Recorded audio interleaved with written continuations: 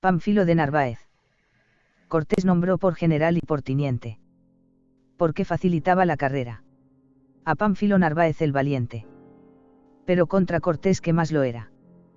Con diestros y fortísimos soldados. Sucedióle muy bien en la jornada. Por no tener encuentros porfiados. Y por la tierra adentro no dormía. Conquistando potentes principados.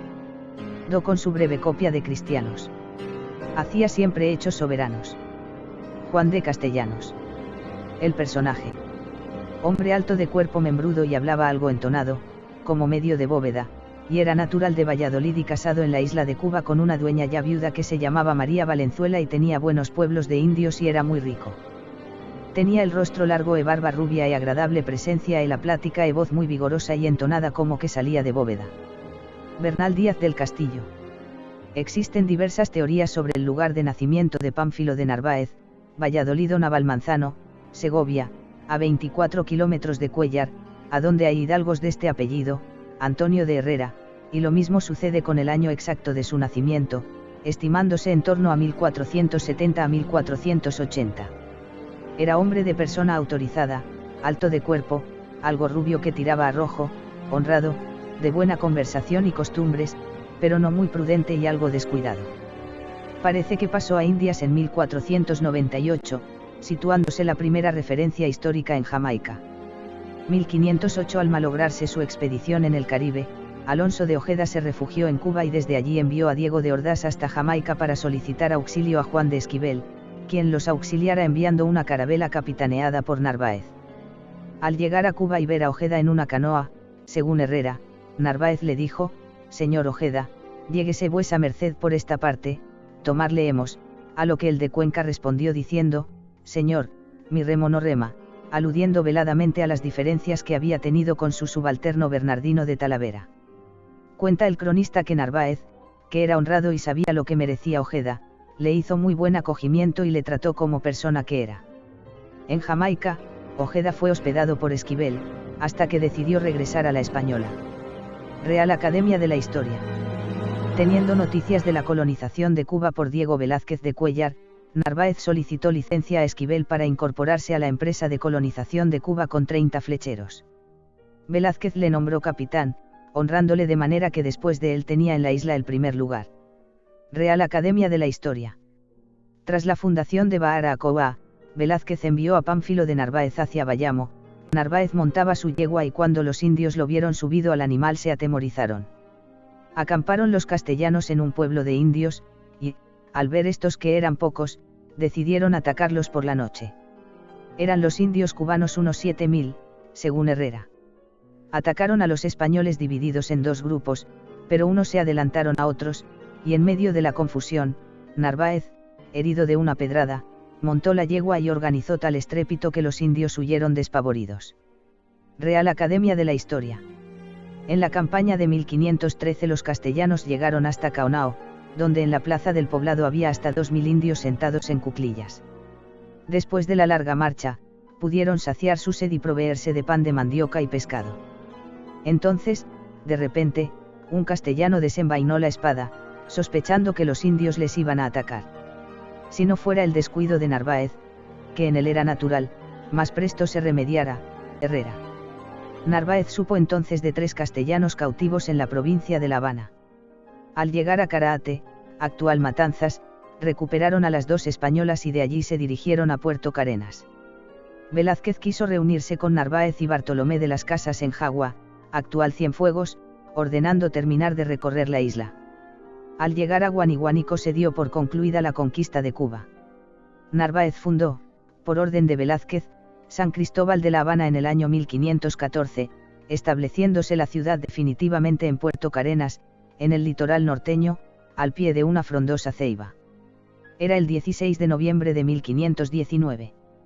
Igualmente, fundó, en 1515, Santa María del Puerto Príncipe, Camagüey. Casado ya con María Valenzuela, recibió una encomienda de 159 indios, y fue entre 1515 y 1518 uno de los 2 procuradores generales de Cuba.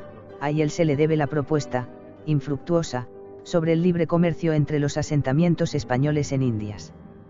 1518 Velázquez preparaba una expedición por el continente.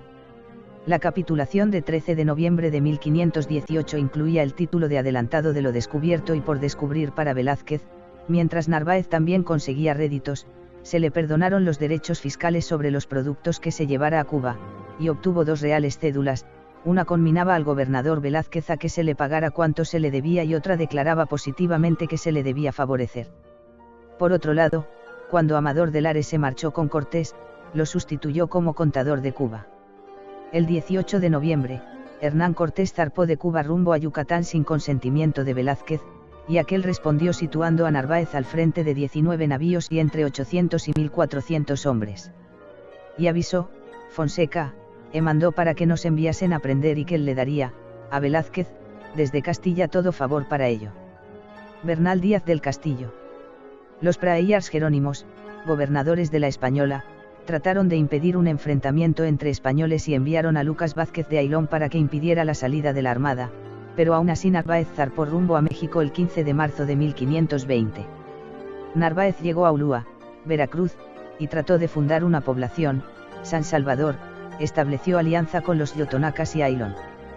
Por los grandes favores que tenía, de don Juan Rodríguez de Fonseca, tuvo tal atrevimiento, que prendió al oidor del rey y envióle preso a él y a ciertos sus criados y los hizo embarcar en sus navíos para Castilla o Cuba. Narváez inició negociaciones con Moctezuma Xocoyotzin, emperador azteca en contra de Cortés, respondiendo el extremeño con una aproximación a la costa para establecer negociaciones con Pánfilo de Narváez, a través de cartas y de la intercesión de Fray Bartolomé de Olmedo, Bartolomé de Usagre. Tras sombríos episodios de sobornos, la mayoría de los capitanes del ejército de Narváez se incorporó a la hueste de Cortés, mientras el segoviano fue derrotado y capturado en su campamento de Zempoala, durante la noche del 28 al 29 de mayo de 1520. En la refriega fue herido y perdió un ojo. Hernán Cortés lo retuvo prisionero varios años, primero vigilado en Veracruz por Rodrigo Rangel, y luego por Gonzalo de Alvarado, aunque sí permitió contactos entre Narváez y Cristóbal de Tapia, nombrado gobernador real por influencia de Fonseca. Tapia fue rechazado por Cortés. Por fin, en 1523 y a petición de Francisco de Garay, Cortés liberó al de Navalmanzano. Real Academia de la Historia. Regreso a Castilla. Narváez y Cristóbal de Tapia, fueron a Toro a demandar favor del obispo para se ir a quejar de Cortés delante de su majestad, porque ya su majestad había venido de Flandes y el obispo no deseaba otra cosa sino que hubiese quejas de Cortés. Bernal Díaz del Castillo. La última empresa de Pánfilo de Narváez fue la conquista y gobernación del Río de las Palmas, hoy Grande del Norte, y la Florida. Capituló el 11 de noviembre de 1526. A 17 de junio del año 1527 partió de Sanlúcar en la expedición de Pánfilo de Narváez, de la que dejó un hermoso relato en sus naufragios, consagrados a narrar el primero de los muchos fracasos con que luchó España en su intento de colonizar el inmenso territorio que se dilata entre el Mississippi y el Océano Atlántico. Advertencia en la relación de los naufragios y comentarios, de Álvar Núñez Cabeza de Vaca. En junio de 1527 zarpó de Sanlúcar de Barrameda con 5 navíos mal equipados y 600 hombres, entre ellos Álvar Núñez Cabeza de Vaca, uno de los pocos supervivientes de una expedición que sufrió tormentas, vendavales, conflicto con los indios Timucuz y un legendario lugar repleto de oro, Apalach. Señaláronnos que muy lexos de allí huía viene y provincia que se decía Apalach, en la huaya huía mucho oro, y hacían seña de aguar muy gran cantidad de todo lo que nosotros estimamos en algo, Cabeza de Vaca. Los castellanos se dividieron, algunos costearon en los navíos, mientras Narváez y Cabeza de Vaca, al mando de un contingente de 300 soldados, exploraron por tierra, llegando a Apalach, cerca de Tallahassee, donde no encontraron rastro de las míticas riquezas. De regreso a la costa y acosados por los indios, lograron cruzar la desembocadura del Mississippi, pero de nuevo se tuvieron que enfrentar a una tormenta. Los supervivientes, dispersos, fueron llegando a diversos puntos de la costa de Texas. Allí, frente al lugar donde hoy se levanta Galveston, cerca de la isla que Álvar Núñez denominó Malado, mala suerte, Pánfilo de Narváez desapareció arrastrado por el mar. Era noviembre de 1528. Ricardo Ayer Hernández. Fuentes. https emoticono cara de disgusto /adveraes /biografías /6784 Pánfilo de Narváez.